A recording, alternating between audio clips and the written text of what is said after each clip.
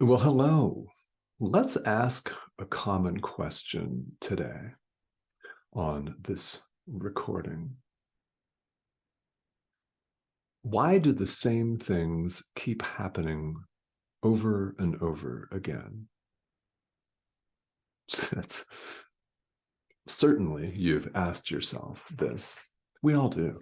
Why does the same thing keep happening to me over and over again in relationships? Why am I attracted to the same narcissistic individual, the same personality type over and over again? I want something else, but I keep ending up with something else, right? That's not good for me. In our personal health, we ask this question: why do I keep reaching for the chips and the craft beer and the nachos when I want to lose weight and be healthier? Why? Okay.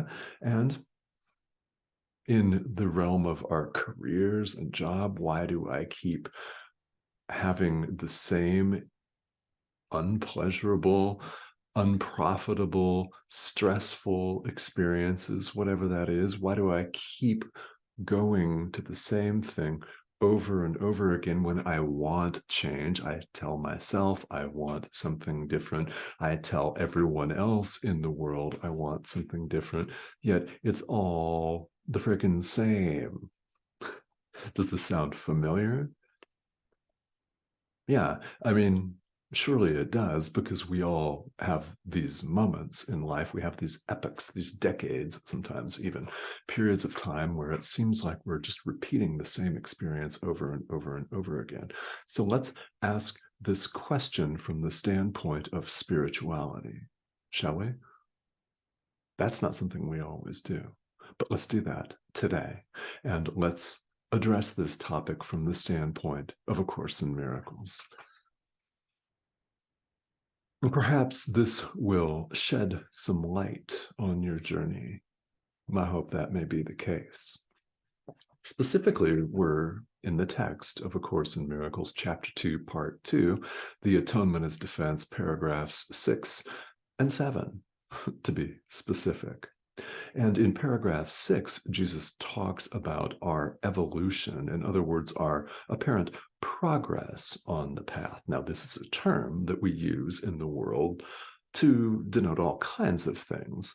Progress seems to be linear, just like time seems to be linear here in the world, with one moment following another in what sometimes seems like a very rapid, instantaneous succession. And sometimes it feels really slow, especially if you're involved in a deep, grueling, grinding period of agony or suffering, like when I was in high school and I wanted eighth period, the last period of the day, to be over. It seemed to take 4.5 hours. Remember those days? Yeah. So it appears to be going in a linear succession, yet we know that that's not the way it really is, that there is no space, there is no time. In fact, there are no concepts at all. And the central teaching of this course: there is no world. Yeah, that one's worth repeating a lot. Shocker to the ego, for sure. For sure it is, isn't it? That's why sometimes this is the shortest line in all of spirituality. Yeah, because we're not getting what the ego wants, which is that other piece of candy. Yeah, the next shiny object. Yeah, no, it's not about that. It's about the peace of God and wanting only that. That's why the same things keep happening to us again and again. We'll come back to that. So we're looking at the atonement here, the principle of atonement. And if this is a term that's unfamiliar to you, if you're new to this course, the atonement in A Course in Miracles is described in several different ways. And one of those, and central to pretty much all of it, is our acceptance that the separation from God never occurred. Our perceived, supposed, made up, make-believe, fictitious separation from God never took place. And it's our accepting that for ourselves. Atonement is also healing. It's healing which takes place at the level of the mind. The physical body may follow. But here in this thought system, the physical body is an effect and mind's the cause. This course concerns itself with the cause, with the content, and not the outward form. So, what happens here in time, we appear to be having a linear experience with all kinds of things happening to us, some pleasurable, some awful and acute suffering. And sometimes they seem to be happening at the same time. As we're involved in so many apparently different things, it just seems to be happening in a linear fashion. So where the atonement comes in is it saves us time. The more we accept atonement for ourselves, the more we accept that we are indeed one with God, and one with means exactly what it sounds like, one with. Ideas leave not their source. When we accept that the separation is in fact impossible, it cannot happen, never has happened, it never occurred. The more we accept this and allow this idea to permeate our minds, the more qualitatively different our experience is. And the way this works is it saves us time. When you forgive, when there is a forgiveness opportunity out there for you, which happens all the time, we're often unaware of them, but the more we become aware of them, the more we have the ability to extend the miracle to our brother, to a group of people. Yeah. The more this happens, the more qualitatively different our experience becomes, and the more we actually save time. Why? Because we don't need to repeat that lesson. Quite simply, that's it. We don't need to repeat a forgiveness lesson if we do it. So a situation that may have come up in the future for us to repeat the lesson is rendered unnecessary. And it's the Holy Spirit that does this saving of time for us. Your inner teacher, who, by the way, is a part of you, self, capital S. Yeah. This course aims to get us in touch with our inner teacher and to develop a relationship with our inner teacher.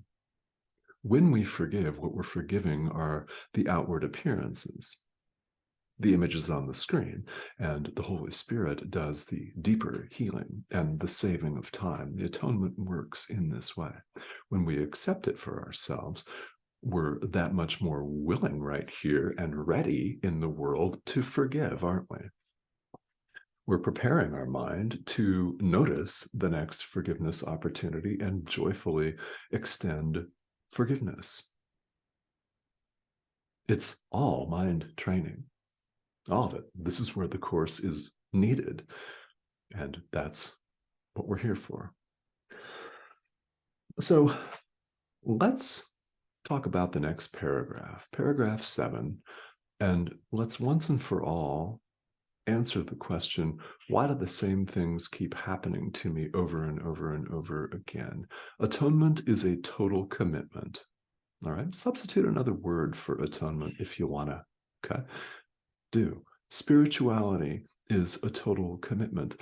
Awakening is a total commitment. It's a total commitment. This is why the same shit keeps happening over and over. There's not a total commitment.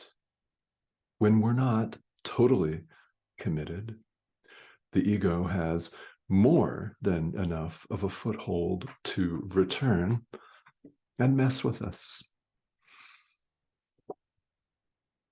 If the same things are happening to you over and over again, you have not committed to the 180-degree opposite, the solution.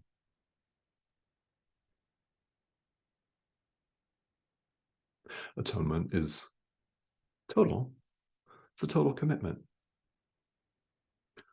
We've seen here in the Course that forgiveness is either total, or not at all. That makes sense when we think about it, doesn't it? Because we can't keep our special forms of hatred. We can't forgive one person and condemn the other person to a fiery hell or an icy hell. We simply can't do that. It's either total or it's not at all. The atonement is a total commitment. This Course aims to change our mind. When we change our mind 180 degrees and set the ego aside, the end result is awakening.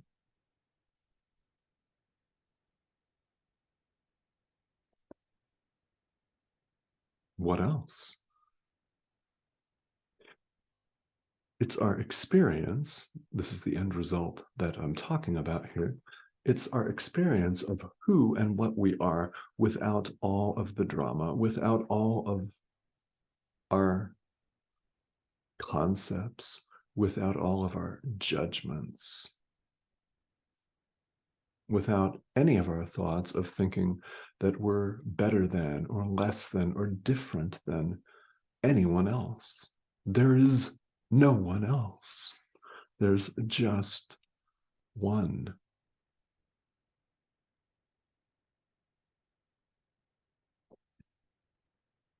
Naturally,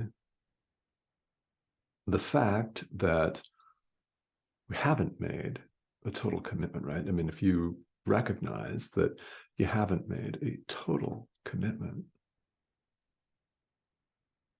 that doesn't necessarily sit well. And the ego doesn't want you to believe it. This is the shortest line in all spirituality right here. Pure non-duality, yeah, short line. There are many other traditions out there, many other approaches. This may be a short line, can save you time. And do you want that? Do you want that? We're invited in the same section to ask ourselves what we value more, truth or illusion. Which is it? Which do you want? Are you ready to make a total commitment? Because even when you do make a total commitment, you're going to have those days on the path, aren't you? But you recognize your forgiveness opportunities, you extend forgiveness, and what happens, even in time? Things that would have pissed you off severely, maybe even last week, don't get to you the same way. You can, as you honestly extend forgiveness and honestly put these principles into practice in your daily life, you can see this start to work. And one of the easiest ways to see that is in taking a look at your own emotional state. Things that would have caused you great distress after a period of time working on this course and forgiveness don't bother you as much. You can let things slide more easily. They don't affect you the same way. Those are all signs of what we call progress on the path. They're signs that this is working. So double down, triple down on the commitment and make it a total commitment, because you're going to have those days. But what's going to happen is it's going to be easier to forgive, and you're going to have a qualitatively different experience. You'll notice yourself. Other people may notice. I mean, they probably will. Doesn't mean they're going to say anything and give you a gold star or a medal or a shiny trophy. I mean, that's not what this is all about. What's all important is that we're changing our own mind here. That's what we're invited to do. It's a total commitment. What are the rewards of that? The peace of God. The peace of God. This course invites us to want the peace of God and only the peace of God. Now, the ego fears, and quite rightly in this case, for its own existence. Yeah, it doesn't exist. The ego wants you to go do something else. So you certainly have that choice. You do. You certainly have that choice. But the same things keep happening over and over again until we make a total commitment to have the opposite. Total commitment, saving no little hidden pockets of judgment or hatred. Remember, we can't forgive one person and condemn another. The thought systems of this course and the ego are mutually exclusive. This is what we choose between love or fear. And of these two choices, only one is real, the other doesn't exist. What happens is we make a total commitment at some point. Now, this may be something that you're not yet ready to do. And if that is the case, no problem, no problem. In fact, this is what time is for. That's what time is for. Ultimately, there is no time. Separation never occurred, remember? But we have in this world a free will to decide between love or fear. And you can take as much time as you want. You can refuse these ideas. You can run and hide. Nobody's stopping you. This is not a religion. Thank God. Thank God it's not a religion that prescribes and proscribes certain behavior with a code of conduct, ethical conduct, and thou shalt not, or else you're going to end up in a fiery hell, or you're going to end up in that proverbial hell with people standing around drinking coffee in a puddle of excrement. Breaks over. Yeah. No, it's not like that. It's not like that. This is a self-study course, so you make the choice, but ask yourself and assess honestly, have you made a total commitment? If you have not, then the same things are going to happen over and over again. The same forgiveness lessons are going to pop up in your face over and over and over again until you forgive.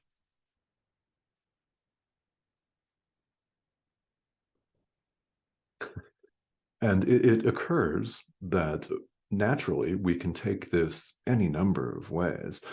My hope is that this is some encouragement to you on the path, and maybe that little nudge that you need. And to the ego, this can certainly seem like a slap in the face. Well, I mean, the ego is always operating under the belief that it's going to be attacked and slain, and it needs to preemptively attack, which is why we spend so much time constructing fictitious arguments in our head for a conversation with somebody that may or may not ever take place. We think, oh, I'm going to get that son of a bitch. And then we do. We think even more savagely than that. So, yeah, my hope is that you take whatever time you need to think about your own commitment and to double down on it. And when you're ready, triple down on it and forgive. Try it and see what happens. Yeah, I invite you to do that. It's beautiful. It's powerful. It's beautiful. And it's amazing.